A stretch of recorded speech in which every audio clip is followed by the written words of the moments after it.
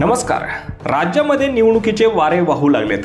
अनेक नेते मंडळींनी आपल्या पक्षाला रामराम ठोकलाय। त्यातच चंद्रपूरमध्येही असाच काहीसा प्रकार घडलाय। तिथे थेट जातीवादाचा आरोप करत काँग्रेसच्या महिला जिल्हाध्यक्षांनी पक्षाला सोडचिठ्ठी दिली आहे। काँग्रेस पक्षाचा जातीवादी चेहरा काँग्रेसच्याच पक्षातील एका व्यक्तीने उघड केला आहे।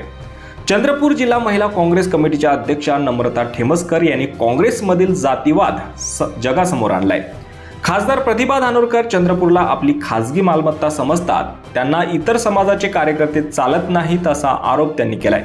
की अल्पसंख्याक जो समाज आहे त्याला मतदान करू नका, स्पष्ट आहे। जर तो व्हिडिओ बघितला तुम्ही स्पष्ट बघू शकता।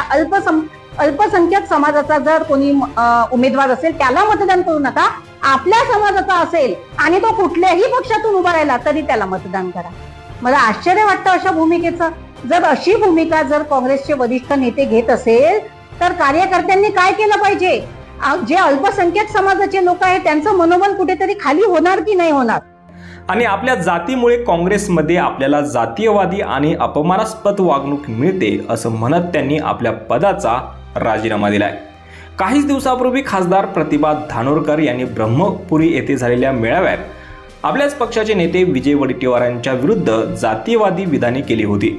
लोकसभेपासून धानोरकर विरुद्ध वडेट्टीवार यांच्यातला वाद सर्वश्रुत आहे।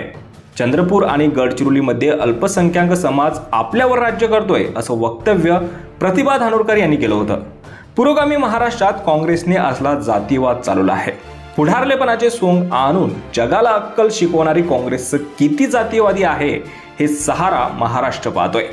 या बातमीवर तुम्हाला काय वाटतं? तुमची प्रतिक्रिया कॉमेंट बॉक्समध्ये नक्की कळवा।